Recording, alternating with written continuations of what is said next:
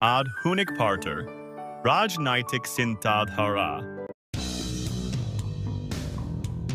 19 শতকের শেষের দিকে আর 20 শতকের শুরুতে ভারতবর্ষ ছিল পরিবর্তনের একটা কেন্দ্রবিন্দু। ব্রিটিশ শাসন ভারতের রাজনৈতিক, সামাজিক আর অর্থনৈতিক ক্ষেত্রে একটা বিরাট প্রভাব ফেলেছিল। কিন্তু এই সময়ের মধ্যেই একদল নতুন চিন্তাবিদ আবির্ভূত হয়েছিল, যারা ব্রিটিশ শাসনের বিরুদ্ধে প্রতিবাদ করেছিল। এই সময়কাল ভারতীয় রাজনৈতিক চিন্তাধারার জন্ম ছিল ঔপনিবেশিক বিরোধী আন্দোলন, সামাজিক সংস্কার আর স্বাধীনতার আকাঙ্ক্ষা দিয়ে তৈরি।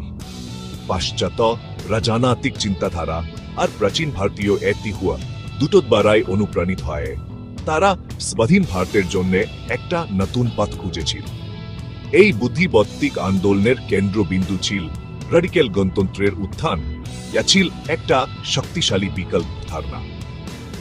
বৈরাজেন্দ্রনাথ শীল, বেনি প্রসাদ আর কেটি শাহ এর মতো চিন্তাবিদরা সামাজিক ন্যায় বিচার, অর্থনৈতিক সমতা আর প্রান্তিক জনগোষ্ঠীর ক্ষমতায়নের উপর ভিত্তি করে গণতন্ত্রের কল্পনা করেছিলেন।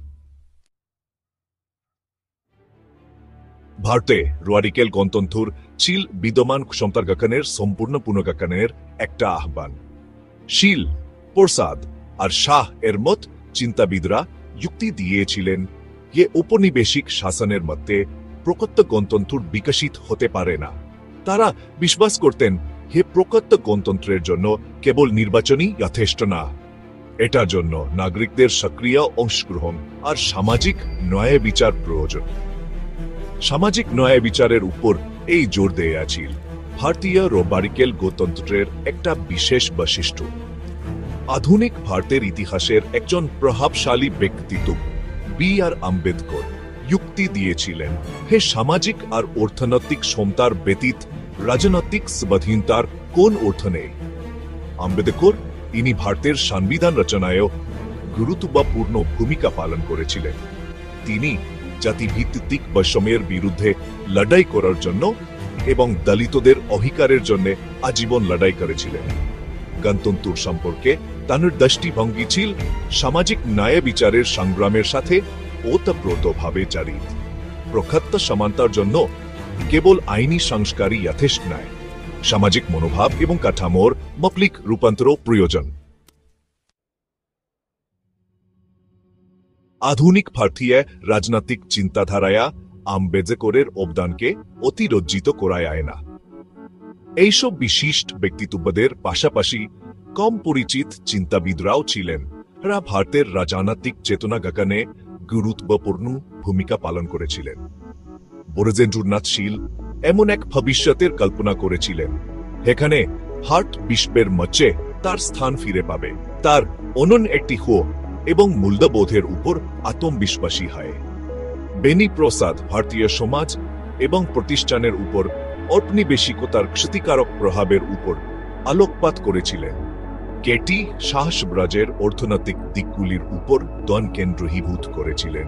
সামাজিক কল্যাণ এবং সম্পদের সমান বণ্টনকে অগ্রাধিকার দিয়ে সমাজতান্ত্রিক উন্নয়ন মডেলের পক্ষে সওয়াল করেছিলেন। এই চিন্তাবিদরা সকলে মিলে আধুনিক ভারতীয় রাজনৈতিক চিন্তাধারার সমুদ বুননে অবদান রেখেছিলেন। ঔপনিবেশিক বিরোধী সংগ্রামের প্রতিধ্বনি জাতীয় সীমানা ছাড়িয়ে অনেক দূর পর্যন্ত প্রতিধ্বনিত হয়েছিল। মার্টিনিকের একজন বিপ্লবী ফ্রান্টাচ ফান ঔপনিবেশিকতার বিরুদ্ধে একজন শক্তিশালী কণ্ঠস্বর হিসেবে উঠে আসেন। তার রচনাগুলি ঔপনিবেশিকতার মানসিক এবং সামাজিক প্রভাব, বিশেষ করে এর অমানবিক প্রভাবগুলি অন্বেষণ করেছিল।